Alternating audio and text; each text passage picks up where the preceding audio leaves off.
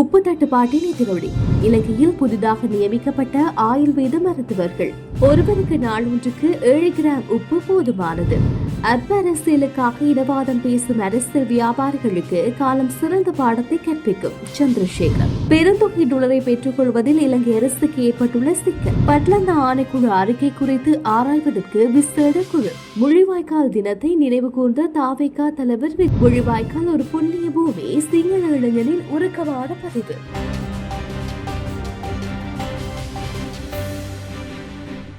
நாட்டில் நிலவி வரும் உப்பு தட்டுப்பாடு பேக்கரி உற்பத்திகளை பாதித்துள்ளதாக தெரிவிக்கப்படுகிறது.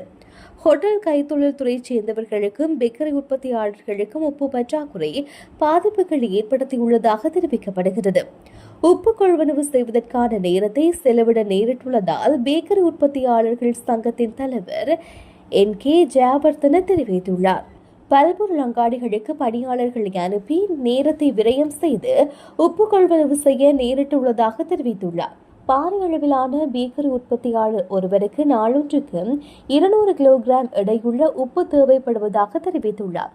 பேக்கரி மற்றும் ஹோட்டல் துறை சேர்ந்தவர்கள் உப்பை களஞ்சியப்படுத்துவதனால் எதிர்காலத்தில் பொதுமக்களுக்கு உப்பு தட்டுப்பாடு ஏற்படக்கூடும் என அவர் குறிப்பிட்டுள்ளார். இலங்கையில் பாரிய சுகாதார சேவைகளை வலுப்படுத்த 304 ஆயுர்வேத மருத்துவர்களை நியமிக்க ஆயுர்வேத திணைக்களம் திட்டமிட்டுள்ளதாக அறிவிக்கப்பட்டுள்ளது. இது தொடர்புடைய வர்த்தமானி அறிவிப்பு அடுத்த வாரம் வெளியிடப்படும் என ஆணையாளர் தம்மிக அபே குணவர்தன தெரிவித்துள்ளார்.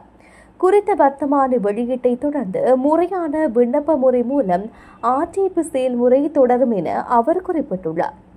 இந்த நிலையில் புதிதாக தேர்ந்தெடுக்கப்பட்ட மருத்துவர்கள் 2025 ஆகஸ்ட் 1 முதல் கடமைகளை பொறுப்பேற்க உள்ளதாக ஆணையாளர் தெரிவித்துள்ளார்.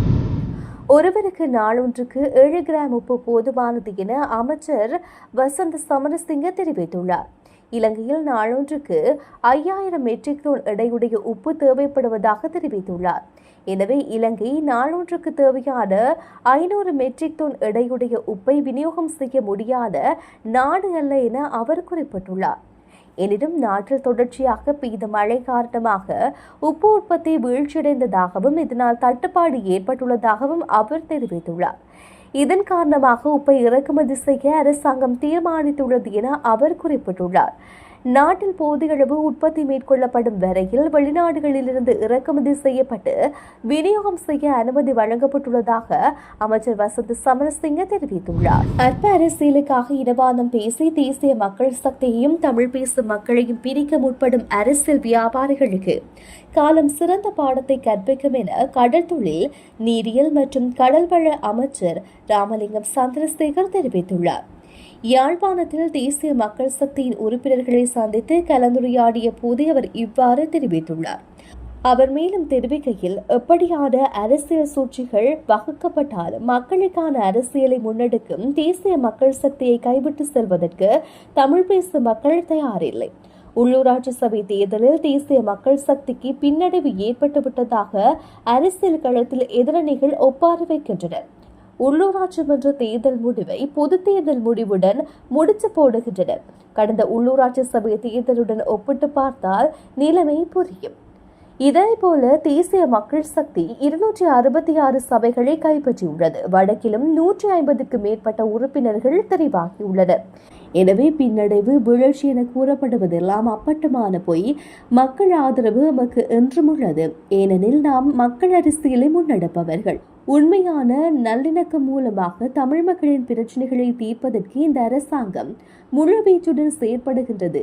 அதற்கு மக்களும் துணை நிற்கின்றனர். எனினும் இனவாதம் பேசி மக்களை பிரித்தாளும் அரசியலை சிலர் முன்னெடுக்க முயற்சிக்கின்றனர். அப்படியானவர்களுக்கு காலம் நிச்சயம் பதில் சொல்லும் என கூறியுள்ளார். சர்வதேச நாணய நிதியத்தின் அடுத்த கடன் தொகையான $344 மில்லியன் பெற இன்னும் பல மாதங்கள் தாமதமாகும் என தெரிவிக்கப்படுகின்றது. சர்வதேச நாணய நிதியம் வழங்கிய அடிப்படை நிபந்தனைகளை இலங்கை அரசாங்கம் இதுவரை பூர்த்தி செய்யாமையினால் இந்த நிலைமை ஏற்பட்டுள்ளது.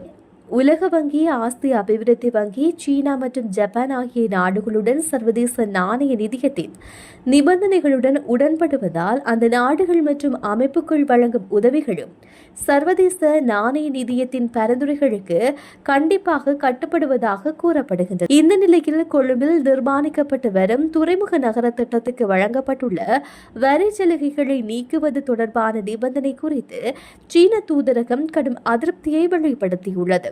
வரி சலுகை நீக்கப்பட்டால் எதிர்காலத்தில் நாட்டில் சீன முதலீடுகள் தொடர்பாக அந்த நாடு கடுமையான முடிவை எடுக்கும் என கூறப்படுகிறது. மேலும் உலக வங்கி மற்றும் ஆசிய அபிவிருத்தி வங்கி ஆகியவையும் இலங்கை விமான போக்குவரத்து நிறுவனம் மற்றும் மின்சார சபை உள்ளிட்ட நட்டத்துக்கு இயங்கும் அரசு நிறுவனங்களை மறுசீரமைக்க அரசாங்கம் உடனடி நடவடிக்கைகளை எடுக்கும் என்று எதிர்பார்க்கின்றது. பட்லந்த் ஆணைக்குழு அறிக்கை குறித்து ஆராய்வதற்கு விசேட குழு ஒன்று நியமிக்கப்பட்டுள்ளது. சட்டமா அதிபர் பாரிந்த ரணசிங்கவினால் இந்த குழு நியமிக்கப்பட்டுள்ளது. 4 பேரை கொண்ட விசேட குழு ஒன்று நியமிக்கப்பட்டுள்ளது. சிரேஷ்ட மேலதிக சொலிசிட்டர் ஜெனரல் ரோஹன அபயசூரியவின் தலைமையில் இந்த குழு செயற்படும் என அறிவிக்கப்பட்டுள்ளது. பிரதி சொலிசிட்டர் ஜெனரல் திலீப் பீரிஸ், அரசாங்க சிரேஷ்ட சட்டத்தரணி ஜானிய வெகேபோல மற்றும் அரசு சட்டத்தரணி சக்தி ஜெயகொடர் ஆட்சி ஆகியோர் இந்த குழுவில் அங்கம் வகிக்கின்றனர். பட்லந்த குழு அறிக்கையின் சாட்சியங்களூடாக குற்றப்பத்திரிகை தாக்கல் செய்ய முடியுமாயின இந்த குழு ஆராய உள்ளது. மேலும் தொடர்ச்சியான விசாரணை செய்யப்பட வேண்டிய விடயங்கள் குறித்தும் இந்த குழு கவனம் செலுத்தப்பட உள்ளது. 88 தொடக்கம் 90ஆம் ஆண்டுகளில் பட்லந்த வீதியில் இடம்பெற்றதாக கூறப்படும் சித்திரவதை மற்றும் கொலை சம்பவங்கள் தொடர்பில் விசாரணை நடத்தும் நோக்கில் பட்லந்த ஆணைக்குழு நிறுவப்பட்டது என்பது குறிப்பிடத்தக்கது. நம் தொப்புள்கொடி உறவுகளுக்கு நாம் இருப்போம் என முள்ளிவாய்க்கால் தினத்தன்று உறுதியேற்பதாக தமிழக வெற்றிக் கழக கட்சியின் தலைவர் விஜய் தெரிவித்துள்ளார். குறித்த விடயத்தை தனது உத்தியோகபூர்வ எக்ஸ் தளத்தில் பதிவொன்றை வெளியிட்டு அவர் குறிப்பிட்டுள்ளார். தமிழர் தாயங்கள் உட்பட சர்வதேச அளவிலும் முள்ளிவாய்க்கால் நினைவேந்தல் அனுஷ்டிக்கப்பட்டது. இது தொடர்பில் தனது பதிவில் மேலும் தெரிவித்துள்ள விஜய், உலகெங்கிலும் வசிக்கும் நம் தொப்புள் கொடி உறவுகளுக்கு நம்பிக்கையூட்டும் நல்லுறவுகளாக நாம் இருப்போம் என்று முள்ளிவாய்க்கால் நினைவு தினமான இன்று உறுதியேற்போம். மண்ணில் விதைக்கப்பட்ட நம் உறவுகளுக்கும் உலகில் சிறந்த உயர்தனி வீரத்திற்கும் நினைவஞ்சலியும் வீர வணக்கமும் மாமக்கள் போற்றுதும் மாவீரம் போற்றுதும் என்றும் அவர் குறிப்பிட்டுள்ளார். தெற்கில் உள்ள சிங்கள மக்கள் வடக்கிற்கு செல்ல மே 18ஆம் தேதி சிறந்த நாள் என முள்ளிவாய்க்கால் மண்ணில் இருந்து சிங்கள இளைஞர் ஒருவர் தெரிவித்துள்ளார். முள்ளிவாய்க்காலில் நேற்று இடம்பெற்ற நினைவேந்தல் நிகழ்வில் பங்கேற்ற பின்னர் முகநூலில் பதிவொன்றை வெளியிட்ட அவர் மேற்கண்டவாறு குறிப்பிட்டுள்ளார். இந்த பதிவில் மேலும் தெரிவிக்கப்பட்டுள்ளதாவது, நாங்கள் இன்று முள்ளிவாய்க்கால் மண்ணில் இருக்கின்றோம். இது ஒரு புண்ணிய பூமி. உயிரிழந்தோரை நினைவு கூர்ந்து அவர்களது உறவினர்கள் சுடரேற்றி வழிபடுகின்றார்கள். ஆனால் கடந்த 16 வருடங்களுக்கு முன்னர் இந்த புண்ணிய பூமியில் இடம்பெற்ற இறுதிப் போரின் போது ஐக்கிய நாடுகள் சபையின் தகவலுக்கமைய 70,000 பேர் வரை கொல்லப்பட்டதாக கூறப்படுகின்றது. உத்தியோகபூர்வ தகவல்களுக்கு அமைய 1,50,000 பேர் கொல்லப்பட்டதாக தகவல் தெரிவிக்கின்றது. இதில் வெறும் அப்பாவி குடிமக்களை கொல்லப்பட்டனர் என்பதை நாம் நினைவில் கொள்ள வேண்டும்.